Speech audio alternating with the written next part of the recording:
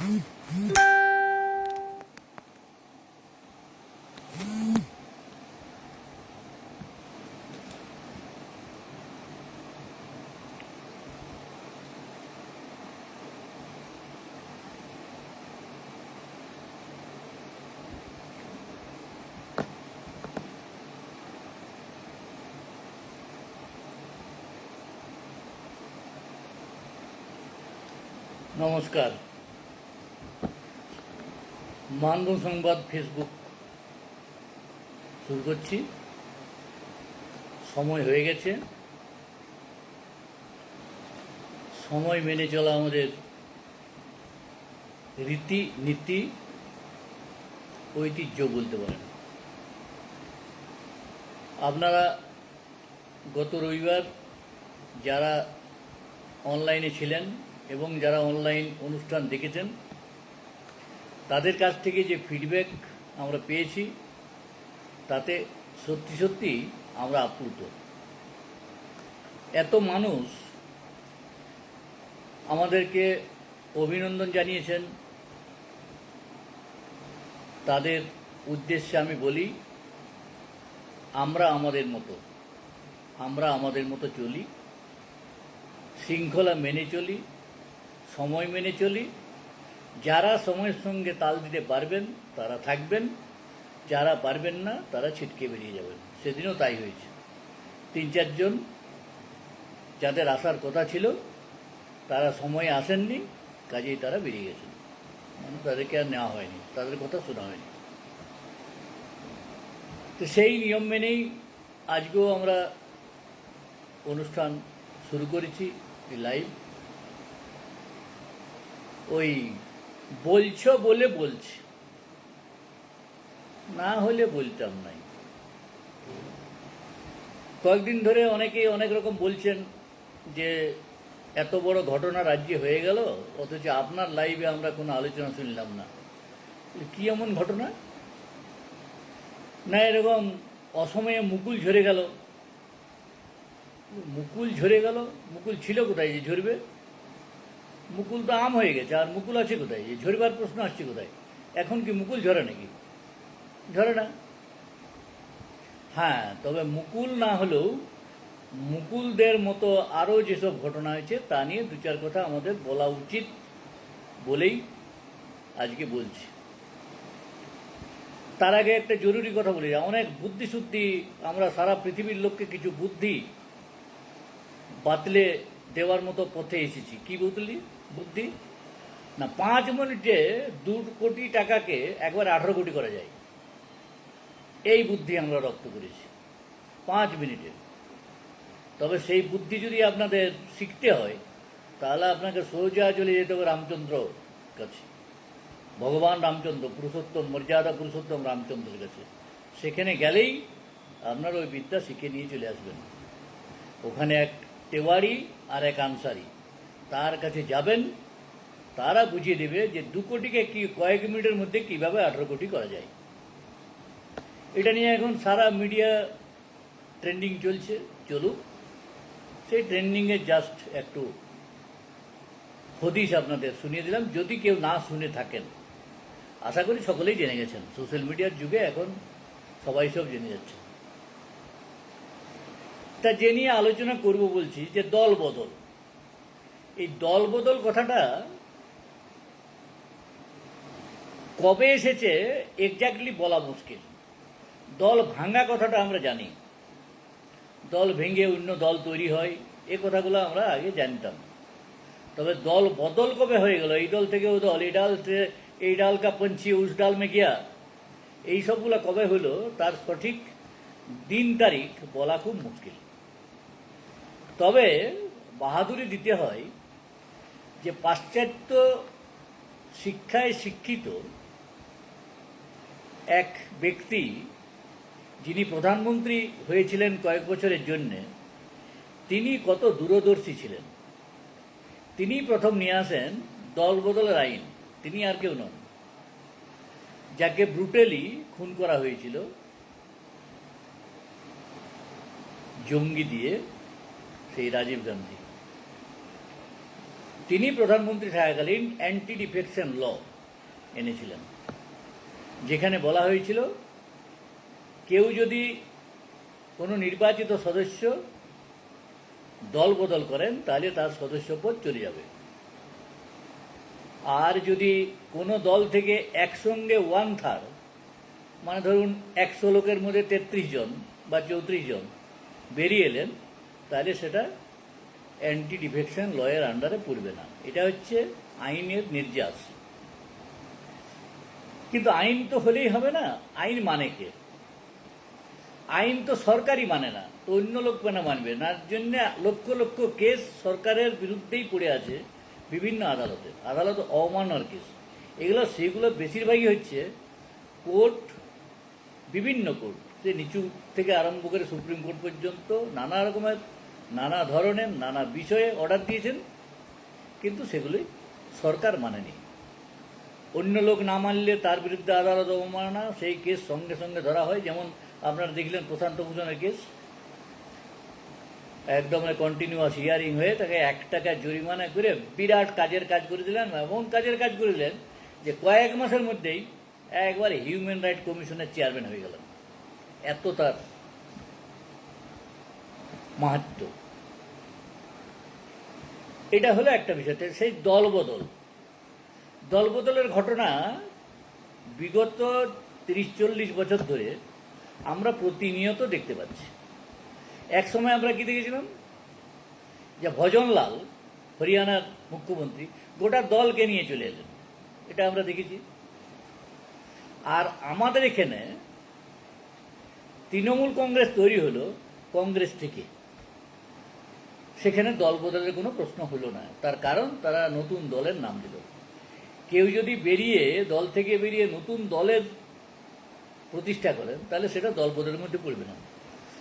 আর যারা নির্বাচিত নন, তারা কখন কোন দলে যাচ্ছে, কোন দলে আসছে, কি করছে না করছে, এটাও অ্যান্টি ডিফেকশন ল বা দলবদল আইনের আওতার মধ্যে পড়ে না।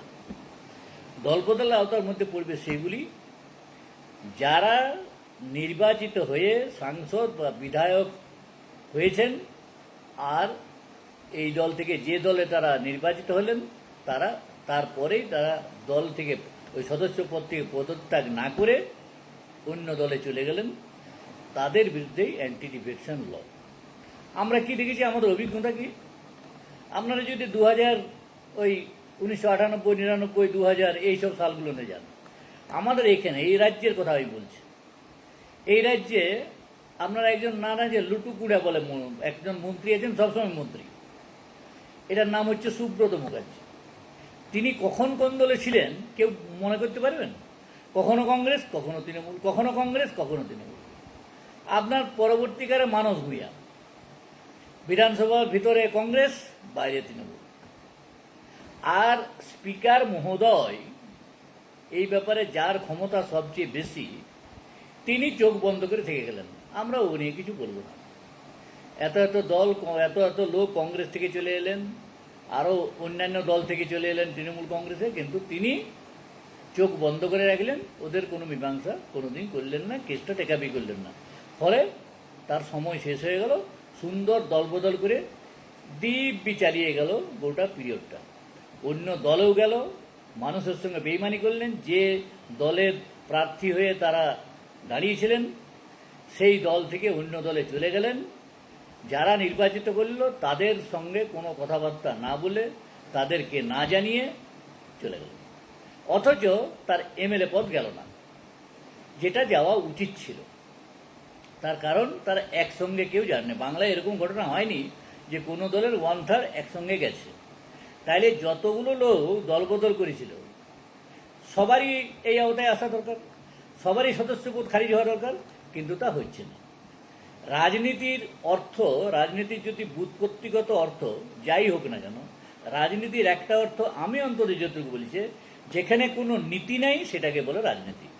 কেন রাজনীতিতে কোনো নীতি নাই। কে কার বন্ধু, কে কার শত্রু, কে কখন তার বাবা হয়ে যাচ্ছে, কে কখন তার ছেলে হয়ে যাচ্ছে, কে কখন মেয়ে হয়ে যাচ্ছে, বোঝা খুব মুশকিল। আজকে যার বাবার নাম অমুক অধিকারী, পরদিন তার বাবার নাম হয়েছে অমুক শাহ, অমুক মুদি, এসব হয়ে যাচ্ছে, এটা হয়ে যাচ্ছে।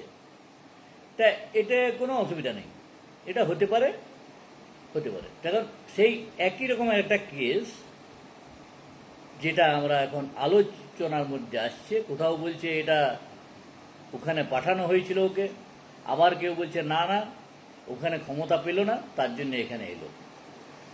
এখানে এসে কি ক্ষমতা পেল সেটা সবাই দেখতে পাচ্ছেন। প্রশ্নটা অবশ্যই মুকুল রায়কে নিয়ে। কেউ কেউ বলছেন কিছু কিছু চ্যানেলে এখন আলোচনা হচ্ছে যে মুকুল রায়কে নাকি মমতা ব্যানার্জি বিজেপিতে পাঠিয়েছিলেন বিজেপির দলের সমস্ত অন্দরের খবর টবর আনার জন্য, এবং কিভাবে দলটাকে এখানে প্যাঁচে ফেলা যায় সেইটা জানার জন্যে নাকি পাঠিয়েছিলেন। আবার কেউ কেউ বলছেন না তা হবে কেন, মুকুল রায় গিয়েছিলেন সিবিআই এবং নারদ কাণ্ডে, যে নারদ এবং সারদা কাণ্ডে সিবিআই তাকে নিয়ে, ইডি তাকে নিয়ে কাড়াকাড়ি করছিল, টানাটানি করছিল, সেটার থেকে বাঁচার জন্য তিনি গেছিলেন। তিনি যে অমিত শাহর সঙ্গে হাত মিলিয়েছেন, তিনি যে নরেন্দ্র মোদীর সঙ্গে হাত মিলিয়ে তিনি বিজেপিতে গেছিলেন। আর ওই যাকে চাণক্য বলে না বিজেপি, চাণক্য নামটাকে তারা কলঙ্কিত করেন। চাণক্য বলে কিছু এই যুগে আর হতে পারে না। চাণক্য একজনই ছিলেন এবং চাণক্য একজনই থাকবেন, দ্বিতীয় চাণক্য কখনো হতে পারে না। কাজেই চাণক্য ফাণক্য কিছু নাই, বলতে পারেন বাজারই। মুকুল সরকারকেও একসময় বাজার সরকারই বলা হতো। আপনি পেছনের দিকে যান, তৃণমূল কংগ্রেস গঠিত হওয়ার পর থেকে যারা যারা তৃণমূল কংগ্রেসে এসেছে বেশিরভাগই অন্য দল থেকে এসেছে, মামাদের থেকেও এসেছে, কংগ্রেস থেকে এসেছে, বিজেপির থেকেও এসেছে, ফরওয়ার্ড থেকে এসেছে, বিভিন্ন দল থেকে তারা এখানে এসেছে। এবং ওই পাঁচমিশালি বেনজল দিয়েই তৃণমূল কংগ্রেস গঠিত, যার জন্য তৃণমূল কংগ্রেসের স্বকীয়তা অনেক সময় দেখা যায় না এই পাঁচমিশালি দলের জন্য। ওই সব ছেঁচড়া হয়ে গেছে। আমাদের যেমন ছেঁচড়া রান্না হয় না ভোজবাড়িতে, ছেঁচড়া সব কিছু মিলিয়ে ছেঁচড়া, ছেঁচড়া কারো কারো খেতে খুব ভালো লাগে, তো এখানে তাই হয়েছে ছেঁচড়া দল, ওই বিভিন্ন জিনিস নিয়ে তৈরি করা। যেমন ধরুন আবার, এবং এই এই এই কাজগুলো সব করেছেন কিন্তু মুকুল রায়, এর বিষয়ে কোনো সন্দেহ নেই। তিনি বাজার সরকার হিসাবে বাজারের থলি নিয়ে তাতে টাকা থাক বা কোনো পদের লোভ থাক বা কিছু পদ পাইয়ে দেওয়ার থাক অথবা তার হয়রানি করার রাস্তা থাকুক, কিছু না কিছু নিয়ে তিনি বাজার করেছেন। চলো ভাই তুমি এসো, তোমাকে সভাপতি বানিয়ে দেবো, তুমি এসো তোমাকে এমএলএ বানিয়ে দেবো, তুমি এসো তোমাকে এমপি বানাবো, তুমি এসো তোমাকে অমুক জায়গায় চেয়ারম্যান করবো, এই করে করে এইসব লোভ দেখিয়ে তাদেরকে আনা হয়েছে। এর ফলে তারা দলে, যে দলে ধরুন সিপিএম দলে যারা ছিল বা সিপিএম দলে বাম অন্য বাম দলে ছিল, তারা 3.5 দশক ধরে যা করেছে এখানে এসে তাই করতে শুরু করেছে, একই জিনিস। এটা কর্মীদের ক্ষেত্রে এবং নেতাদের ক্ষেত্রে। আবার এই নেতা নিয়ে অনেক রকম কথাবার্তা, নেতা না বলাই মনে হয় ভালো। নেতা বলে কেউ নেই। নেতা একজন ছিলেন, তার নাম ছিল সুভাষচন্দ্র বসু, আরেকজন নেতা ছিলেন তার নাম মহাত্মা গান্ধী। এছাড়া কোনো নেতা এদেশে কখনো ছিলেন না, আগামী দিনেও কোনোদিন হবেন না, কোনো আশা নেই। আর বাকি যাদেরকে নেতা বলা হয় তারা নেতাদের কলঙ্ক, লাতা বলি আমি তাদেরকে, বলে ঘরমুচা লাতা। কারণ তাদেরকে দেখে কেউ ওই রাস্তায় চলবার মতো, তারা নিজেই চলতে চান না, তাদের রাস্তা কে নকল করবে। নেতা বলে কিছু নেই। এরা বলতে পারেন কারবারি, রাজনীতির ব্যবসায়ী, কেউ ম্যানেজিং ডিরেক্টর, কেউ ডাইরেক্টর ইত্যাদি ইত্যাদি, কেউ চেয়ারম্যান, এইসব। তারা ব্যবসা করতে এসেছেন, সেই ব্যবসাতে লাভ লোকসান সব কিছু আছে, ব্যবসায়ী। তা এখন এরা কি করলো, কাউকে অন্য দল থেকে ধরে এনে, যেমন আমি উদাহরণ হিসাবে বলছি পুরুলিয়া বাঁকুড়া। আজকে পুরুলিয়া বাঁকুড়াতে তৃণমূলকে শেষ করে দিয়েছে। কি কারণ শেষ হলো কেন? শেষ হলো কিন্তু এই কারণ, তার মূলে যদি যান তাইলে দোষ দিতে হবে সেই লোকটাকেই, সেই মহার্ঘবস্তু মুকুল রায়। মুকুল রায় কি করলেন না, শান্তিরাম মাহাতো, যার কংগ্রেসে থাকলেন 4 বার এমএলএ হয়ে, বিধানসভায় কোনোদিন তার মুখ থেকে কেউ কিছু শুনেননি। কোনো বিধায়ক হিসাবে কোনো কাজ করেছে তার কোনো নজির নেই, কোনো প্রমাণ নেই। যিনি নিজে কোনোদিন সংগঠন করেননি, সংগঠনের একটা মিটিং পর্যন্ত ডাকার তার ছিল না, ক্ষমতা ছিল না, তাকে নেপাল মাহাতো মিটিং পর্যন্ত ডেকে দিত। এহেন এক ব্যক্তিকে জয়েন করানো হলো। আর একজন যিনি তৃণমূল কংগ্রেসের পুরনো লোক, যিনি ওখানে সভাপতি ছিলেন, তাকে না জানিয়ে রাতারাতি থেকে পাল্টে দেওয়া, তিনি হয়ে গেলেন ধূপ করে সভাপতি। অনেকে বলেন এর ভেতরে অনেক কিছু রহস্য ছিল, সেই রহস্য আর এখন এখানে উন্মোচন করে কোনো লাভ নেই। একই অবস্থা বাঁকুড়াতে শ্যামাপদ মুখার্জি, তাকেও ওই রকম শ্যাম মুখার্জিকেও কংগ্রেস থেকে তৃণমূলে নিয়ে আসা হলো, তৃণমূলে নিয়ে এসেই তারপর দিন তাকে সভাপতি করে দিল। তাহলে বাঁকুড়ার সভাপতি হলো শ্যাম মুখার্জি আর পুরুলিয়ার সভাপতি শান্তিরাম মাহাতো। এই কিছুদিন আগে গত বছর লোকসভা ইলেকশনে পরাজয়ের পর এখন শান্তিরাম মাহাতোর চাকরি নট। আর শ্যাম মুখার্জির অবস্থা সে তো হালে ডালে, কি যে অবস্থা, সে করুণ দুর্দশা সবাই দেখছেন। বেচারি যে দুর্গাপুরে গিয়ে দেখা করার জন্য হাঁ করে তাকিয়ে ফেললেন, কেউ পুছলই না, তার ড্রাইভার পর্যন্ত পুছল না। কিছুক্ষণ পরে ব্যাক টু দ্য প্যাভিলিয়ন। এখনো পর্যন্ত আমাকে নেন, আমাকে নেন, আমাকে নেন, আমাকে নেন করছে, কিন্তু কেউ গ্রাহ্য করছে না। কিন্তু পরবর্তী যিনি তার বিরুদ্ধে ওইখানে যিনি দাঁড়ালেন, তিনি আবার তৃণমূলে চলে গেলেন। ছাতনায় যিনি দাঁড়ালেন, তিনি তৃণমূলে চলে গেলেন। মানে কে যে কখন কোন দল থেকে কোথায় যাচ্ছে কোনো কিছু নেই, কোনো নিয়ম নেই, কোনো শৃঙ্খলা নেই। বিধানসভার অধ্যক্ষ কোনো কিছু দেখবেন না, তার দেখার কোনো প্রয়োজন নেই। তিনিও চাইছেন, আইন ফাইনের ধার ধারেন না, তিনিও দল বিরোধী আইন বলে কোনো কিছু আছে এটা তিনি মানেন না। তার অভিধানে হয়তো নেই দল বিরোধী আইন আছে, তার যে লিস্ট আছে আইনের সেই মধ্যে অ্যান্টি ডিফেকশন লটা হয়তো তার কাছে নেই। কাজে এদের বিরুদ্ধে কোনো ব্যবস্থা নেওয়া হয়নি, আগামী দিনেও হবে এমন কোনো কথা নেই। যেমন এখন শুরু হয়েছে দল থেকে আসা। শুনেছি মুকুল রায় এখনো পর্যন্ত এমএলএ হিসেবে পদত্যাগ করেননি, তবে কেন্দ্রীয় সরকার যে নিরাপত্তা দিয়েছে, নিরাপত্তা যাতে উঠিয়ে নেওয়া হয় তার নাকি চিঠি লিখেছেন, এবং এখান থেকে তাকে জেড ক্যাটাগরি নিরাপত্তা দিয়ে দিচ্ছে। কারণ তার তো আর টাকা খরচ হচ্ছে না, খরচ হচ্ছে আমার আপনার টাকায়। তার বদান্যতা করতে তো মুখ্যমন্ত্রীর কোনো অসুবিধা নেই, লোকের টাকায়। যেমন একটা লোক রিটায়ার করে তাকে 2.5 লক্ষ টাকা দিয়ে তাকে রাখতে হবে, না রাখলে দেশটা অচল হয়ে যাবে, একবারে অচল হয়ে যাবে। চিফ সেক্রেটারি রিটায়ার করলে ঘর যাও, পেনশন তো কাটা টাকা পাবে, আবার কি তোমার এখানে থাকার কি দরকার? কি এমন কাজ তুমি করবে যে থেকে কি কাজটা করলো? এত মানে কি বলবেন, সরকারি আমলা হিসাবে এতটাই ফালতু লোক যে কারো চিঠির কোনো জবাব পর্যন্ত দেননি। সেই এমন লোকটাকে 2.5 লক্ষ টাকা আমার আপনার টাকা দিয়ে তাকে রাখতে হবে, আবার তাকে তো রাখতেই হবে, তার সঙ্গে আর একজন তার পরিবার তাকে 1,10,000 দিয়ে একটা চাকরি দিয়ে দিল। কত লোক তো এরকম হচ্ছে, কত লোক তো করোনায় মারা গেছে, কটা লোককে আপনি চাকরি দিচ্ছেন? এই তেলে মাথায় তেলটা নিজের পয়সায় করুন, নিজের বেতনের পয়সা দেন না, কে বারণ করছে? তা আপনি আমার পয়সা আপনার পয়সায় কেন দেবেন? তো এইসব চলছে। সেই দল বদলের ক্ষেত্রে মুকুল রায় আর তার ছেলেকে একজনকে জেড ক্যাটাগরি, একজনকে ওয়াই ক্যাটাগরি। কেন বাবা? জেড ক্যাটাগরি ওয়াই ক্যাটাগরি টাকা তাদেরকে, আমার টাকা আপনার টাকা, একটা কনস্টেবল পাঠিয়ে দিলেই হয়, একটা হোমগার্ড দিলেই তো হয়। কি দরকার, কে কামড়াবে ওকে? আমার তো মনে হয় এই লোকগুলো, এই যে যারা নিরাপত্তা পায় তারা যদি রাস্তায় বেরিয়ে যায় না, কুকুর বিড়াল দূরে তাকাবে না। কেন, কি আছে তাদের? আছেটা কি? যে কোনো মানুষ তাদের থেকে সেরা। তাদের না আছে কোনো রাজনৈতিক চরিত্র, তাদের কোনো নীতি নেই, তাদের কোনো পলিসি নেই, কিচ্ছু নেই। তো তাদের জন্য নিরাপত্তা কেন? নিরাপত্তা নিয়ে ফুটানি আমি করবো বড় নেতা, কি ঘন্টা নেতা? তুমি তো আজ পর্যন্ত একটা ভোটে জিততে পারনি, কোনো রকমের দয়া করে এইবারে একটা ভোটে জিতেছ, তুমি নেতা। আর তোমার জন্য আমার খরচা করবে, আমার ট্যাক্সের টাকায় তুমি নিরাপত্তা পাবে। কেন নিরাপত্তা পাবে? কেন নিরাপত্তা নেওয়ার এসে নিজের টাকা দিয়ে নিরাপত্তা করো, নিজের বেতনের টাকা দাও, অনেক টাকা পেনশন পাও, রাজ্যসভা সদস্য ছিল সেই টাকার থেকে নাও। নিরাপত্তা নেবে কেন? তোমার লজ্জা লাগে না? তোমার তো লজ্জা লাগা উচিত। আমি কেন নিরাপত্তা নেবো জনগণের টাকায়? কি এমন বস্তু আপনি? আপনি যদি জনগণের প্রতিনিধি হন, জনগণের প্রতিনিধি উনি নন ধরে নেন, এইবারে বিজেপির দয়া হয়তো জনগণের প্রতিনিধি হয়েছিলেন। জনগণের প্রতিনিধি যখন নন, তখন জনগণের সঙ্গে যদি জনগণের প্রতিনিধি হন, তাহলে আপনি জনগণের সঙ্গে থাকুন। তাহলে আপনার নিরাপত্তা লাগবে কেন? লাগবে কেন? নিরাপত্তা লাগবার অর্থই হচ্ছে আপনি জনগণের লোক নন, আপনি খালি সুখ ভোগ করার জন্য এসেছেন এবং জনগণের টাকা ধ্বংস করতে এসেছেন। আপনার কোনো যোগ্যতাই নেই, আমি পরিষ্কার বলতে চাই। এরকম অধিকাংশই লোক, নেতা, এমপি, এমএলএ, কিসের নেতা, কার নেতা, কোথাকার নেতা, কিসের নেতা, তাদেরকে সঙ্গে সঙ্গে নিরাপত্তা বিরাট 20 জন 25 জন এরকম বন্দুক ধরে বসে আছে, যে কে যেন কামড়াতে আসছে, বাঘ আসছে না শিয়াল আসছে না কি আসছে, ওদেরকে জঙ্গি মারবে। আরে জঙ্গি তোদের দিকে তাকাবেও না, তোদের দিকে, তোদের গায়ে মানে ইয়েও করতে যাবে না, টাচ করতেও যাবে না। তোদের কি আছে তোদের যে তোদের করতে যাবে এইসব? তো কিন্তু সরকারের টাকা খরচ করতে হবে, ফুটানি দেখাতে হবে, সরকার থেকে গাড়ি দেওয়া হবে, সরকার থেকে নিরাপত্তা দেওয়া হবে, সরকার থেকে থাকার জায়গা দেওয়া হবে, সব সুখ ভোগ করার জন্য তারা এসেছেন। তাদের কি কাজ? একজন করবে বাজার সরকার, আর একজনের তো কোনো কাজই নেই।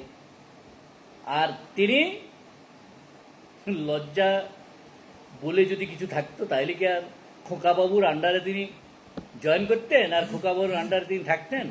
তার তো কিছু নেই। তা ব্যাপার হলো, যার নিচটা ফাঁকা শুধু উপরটা হাওয়া, তার এই দলে থাকলেই কি আর ওই দলে থাকলেই কি। তিনি যে মহার্ঘবস্তু নন, তিনি তৃণমূলের না থাকলে তৃণমূলের কোনো ক্ষতি হয় না, বরং তৃণমূলের ভালো হয়েছে, এটা তো প্রমাণিত। তাহলে নেত্রী এত খোঁচামুদি কেন ওকে নিয়ে? সঙ্গে সঙ্গে একদম গলায় মালাই করে তাকে এত দিতে হবে সুযোগ সুবিধা কেন? এর পিছনে অন্য কারণ আছে। সে কারণটা এখন না বলাই ভালো। এই কারণটা এখন বললে অনেক কিছু এক্সপোজ হয়ে যাবে।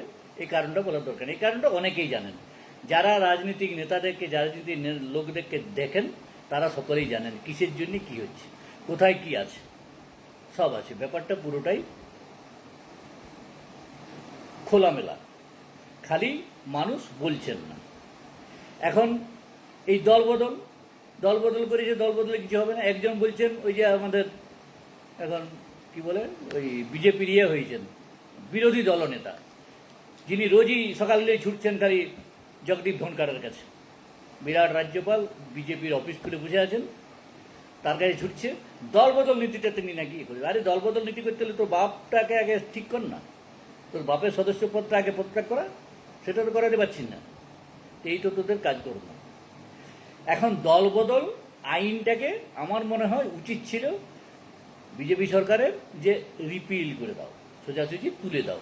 তার কারণ দলবদলের উৎসাহ দিতে বা দলবদল করাতে চ্যাম্পিয়ন হচ্ছে বিজেপি, এ সম্পর্কে কোনো সন্দেহ নাই। বিজেপি এতে চ্যাম্পিয়ন। সবচেয়ে বেশি দলবদল হয়েছে বিজেপি, তো বিজেপিতে গেছে। বিজেপি বহু রাজ্যে জেতেনি, একটা সিটও জেতেনি, এমন জায়গায় তারা ক্ষমতা পেয়েছে। কি করে ক্ষমতা পেয়েছে? দলবদল করে। তো দলবদলটাই তাদের কাজ, একমাত্র তাদের পেশা। আর সেই দলবদল করতে যে মুকুলকে ধরেছিল এখানে, যে মুকুল রায় আমাদেরকে দলবদল করে তৃণমূলকে ভেঙে এনে দিবে, আর এগিয়ে দিলেই তৃণমূল কংগ্রেস একদম লেজিয়ে যাবে, নেজে কুবুরে হয়ে গেল, আমরা ক্ষমতা দখল করব। আর মুকুলও ভেবেছিল ক্ষমতা হলে তো আমি একটা ভালো রকম পদ পাবো, মুখ্যমন্ত্রী না হলে অন্তত অন্য কিছু একটা পাবো, এরকম হয়তো আশা করেছিল। এটা একটা দিক। আর একটা দিক বলছে না, বিজেপিকে ভেতরে ভেতরে ধ্বংস করে দেওয়ার জন্যেই নেত্রী নাকি মুকুলকে পাঠিয়েছিল। এটা আলোচনা হচ্ছে, আমি কিন্তু বিশ্বাস করি না। আমার বিশ্বাস যে মুকুল নিজেকে বাঁচবার জন্যই বিজেপিতে গিয়েছিল, এবং ওখানে অমিত শাহ মোদীকে ভরসা দিয়েছিল যে আমি প্রায় 100 বিধায়ককে এখানে নিয়ে আসবো এবং তারা ভোটে দাঁড়াবে, ভোটে দাঁড়ালে জিতবে। তৃণমূল কংগ্রেস 60 থেকে 70টার বেশি আসন পাবে না। আর যারা আমার অনুষ্ঠান, এই মানভূম সংবাদের অনুষ্ঠান দেখেন, তারা জানুয়ারি মাস, ডিসেম্বর মাস, ফেব্রুয়ারি মাস, মার্চ মাস, এমনকি এপ্রিল মাসেরও অনুষ্ঠানে তারা শুনেছেন আমার মুখ থেকে। আমি তখনও বলেছিলাম যে 60 থেকে 70টার বেশি আসন বিজেপি কোনোভাবেই পেতে পারে না, এবং এই আসনগুলো হবে কোথায় না, জঙ্গলমহলে আর উত্তরবঙ্গে। আর মাঝের যে বাংলা, তাতে বিজেপি কিছু পাবে না, এবং হলো তাই, দেখলেন তাই। ওই সামান্য সামান্য মাঝটাতে পেয়েছে, বাকি যা পেয়েছে ওদিকে আর এদিকে। আর এখানে এই বাংলার মানে বাংলার এই যে পশ্চিম প্রান্ত, পুরুলিয়া আর বাঁকুড়া, এদের ট্র্যাডিশন হচ্ছে বাংলা যেদিকে চলে ঠিক তার উল্টো দিকে চলে। আপনারা লক্ষ্য করে থাকবেন চারদিকে সিপিএম ভর্তি। এখানে কি না, লোকসেবক। এখানে লোকসেবক সংঘ সেই স্বাধীনতার পরবর্তী প্রথম ভোট থেকে শুরু করে এখানে সমস্ত কিছু সব লোকসেবক সংঘ চলছিল। এমপি লোকসেবকের, এমএলএ লোকসেবকের, যুক্তফ্রন্টে লোকসেবকের। কাজেই এখানকার ঐতিহ্যই হল বাংলার অন্য অংশ যা ভাবে এরা ঠিক তার উল্টো হয়ে যায়। যার জন্যে রেজাল্ট দেখুন, ওখানে 8-এ 4, 8 আর 4, এখানে হচ্ছে 6 আর 3, এবং 6-3 হবে। এটাও আমি মোটামুটি আমি ভেবেছিলাম 7-2 হবে, তার জায়গায় 6-3 হলো। কেন হলো তার কারণটাও বলি। তার কারণ আর কিছু না, অন্য আরেকদিন এপিসোড করব। এই যে আজকে কংগ্রেস আর সিপিএমের কেন দুরবস্থা হলো, এ নিয়ে একটা এপিসোড করব, কাল পরশু অপরশুর মধ্যে বলবো কেন হলো। এই যে অসম জোট, যে জোটটা করা উচিতই নয়, যাদের নীতিতে মিলে না, যাদের কোনো কিছুতেই মেলে না, চিন্তাধারায় মতামতে মিলে না, কোনো কিছু মিলে, অথচ জোট। সেই জোটকে মানুষ মানবে কেন? নিচুতলার মানুষ কেন মানবে? যারা কংগ্রেসী তারা কখনো সিপিএমকে ভোট দিতে পারে না, কারণ সিপিএম অত্যাচার তাদের মনে আছে। সিপিএমের লোকেরা কীভাবে অত্যাচার চালিয়েছে দীর্ঘ 3.5 দশক ধরে, সেটা তাদের মনে আছে। নেতারা ভুলে যেতে পারে, নেতারা গলায় গলায় ভাব হতে পারে, তারা ভুলে যায়নি। এটা অন্য একটা এপিসোডে বলবো আমি। কিন্তু এখন যে বলছি, আমার ধারণা ছিল যে অন্তত 2টা সিট কংগ্রেসে পাবে, কিন্তু কংগ্রেস পেল না কেন? আত্মঘাতী হওয়ার জন্য। দুটো দলই আত্মঘাতী। এরা কংগ্রেসও দাঁড়ালো, আর বন্ধুত্বপূর্ণ লড়াই কোথা থেকে একটা আবিষ্কার করেছেন, বন্ধুত্বপূর্ণ লড়াই। লড়াই আবার বন্ধুত্বপূর্ণ কি? লড়াই আবার বন্ধুত্বপূর্ণ হয় নাকি? এরপর বন্দুক নিয়ে যুদ্ধ করবো, বন্ধুত্বপূর্ণ কি? আস্তে করে টিপে টিপে গুলিটা নাকি, যেটা আস্তে আস্তে লাগে, এটাকে বন্ধুত্বপূর্ণ বলে? বন্ধুত্বপূর্ণ কখনো লড়াই হয়? নিজের পায়ে নিজেরা কুড়ুল মেরে যে আসনটা নির্দল হয়ে পর্যন্ত নেপাল মাহাতো জিতেছিল, সেটা তো হারতে হলো, আর জয়পুরকেও হারতে হলো। যে মানে যেখানে জেতার সম্ভাবনা সবচেয়ে বেশি ছিল, এই 2টো সিটই হারতে হলো। আর পুরুলিয়া শহরের কথা তো বলাই নাই, পুরুলিয়া শহরে তো যা হবার তাই হয়েছে। আর পুরুলিয়া শহরের কথা, দল বদলের কথা বলুন, দল বদলের কথা তাহলে পুরুলিয়া শহরের কথাই বলুন। যে কাল্টু সুদীপ মুখার্জি কংগ্রেসের এমএলএ ছিল, তো কংগ্রেসের এমএলএ যে এখন খড়গপুরে যেয়ে যখন অমিত শাহর পা ধরে, বামুনের ছিল অমিত শাহর পা ধরে দলে ঢুকলো, তখন তার মনে ছিল না যে আমি এমএলএ সিটটা পদত্যাগ করে আসি? তা তো করেনি। বিজেপি জয়েন করার পর তাতে এমএলএ থেকে গেল। আবার একদিন দেখলাম চ্যানেলে বলছে আমি এখন এমএলএ। বলতে এতটুকু লজ্জা করলো না যে আমি এখন এমএলএ? তুই কিসের এমএলএ? কার হয়ে জিতেছিলি? তুই জিতেছিলিস বাবা কংগ্রেসের হয়ে। তাহলে কংগ্রেসে যখন ছেড়েই দিলি, তখন কমসে কম ওটা পদত্যাগ কর। কেন পদত্যাগ করবো? বেতন আছে, সুবিধা আছে, সেই সুবিধাগুলো নিব না, কাজে আমি পদত্যাগ করবো না। এই হচ্ছে দল বদল। দল বদল কোনো নীতির জন্য নয়, দল বদল কোনো নিয়ম মেনে হয় না। দল বদল আমার যেখানে ইচ্ছে আমি সেখানে যাব। একবার জিতেছি মানে আমার হয়ে গেলাম আমি রাজা, এরপর আমি যা সিদ্ধান্ত নেব তাই। জনগণ যারা ভোট দিল তারা আঙুল চুষো। এই হচ্ছে আমাদের দেশের দল বদল। আর রোজই দল বদল হচ্ছে, প্রত্যেক দিন হচ্ছে। কে কখন কোন দলে যাবে কোনো ঠিক ঠিকানা নেই। যে যেখানে মধু পাবে সে মৌচাকে ছুটে যাচ্ছে। এটা চলছে। আগামী দিনের রাজনীতি কোন দিকে যাবে সেটা তার নিশানা আপনারা দেখতে পাচ্ছেন, তার যে পূর্বাভাস তাও দেখতে পাচ্ছেন। এখন আপনারা এই ঝোলে ঝালে অম্বলে চলবেন, না আপনারা নিজের বিচার বুদ্ধি বিবেচনা খাটিয়ে চলবেন, সেটা আপনাদের উপর নির্ভর করবে। আজকে আলোচনা এখানেই শেষ করব। বলছো বলেই বলছি, না বললে বলতাম নাই। কাল আবার অন্য বিষয়ে, শুক্রবার মঙ্গলবার থেকে শুক্রবার, এখন 4 দিন বলছো বলেই বলছি, না বললে বলতাম না। চলবে। আপনারা ভালো থাকুন। বাইরে বৃষ্টি হচ্ছে, ওয়েদার খারাপ, বর্ষা নেমে গেছে। মানুষের এখনো পর্যন্ত তেমন অসুবিধা না হলেও এটা যদি কন্টিনিউ করে তাহলে হয়তো অসুবিধা হবে। আপনারা সকলে সাবধানে থাকুন এবং সুস্থ থাকুন। মনে করবেন না করোনা চলে গেছে, কারণ করোনা চলে যাওয়ার জন্য আসেনি। একজন গেলে আরেকজনকে পাঠিয়ে দিচ্ছে, ওরা সৈন্য সামন্ত নিয়ে এসেছে বলে এটা দ্বিতীয় হলো, এরপর তৃতীয় আসছে। একটা রুগী নাকি পাওয়া গেছে, এরপর একটার পর 2টা 3টা এরকম পেতেই থাকবো। কাজে করোনা চলে যায়নি। আপনারা নিজেরা সাবধান হন। সরকারের উপরে ভরসা করে চলবেন না। সরকারের উপরে যদি ভরসা হয় তাহলে করোনা কেন, করোনার একদম ছোট নাতিপুতি হলেও তারাও আপনাকে মেরে ফেলবে। আপনারা নিজে সাবধান থাকুন। এইটুকু বলে আপনাদের সকলকে ধন্যবাদ জানিয়ে আজকের আলোচনা এখানে শেষ করছি। নমস্কার।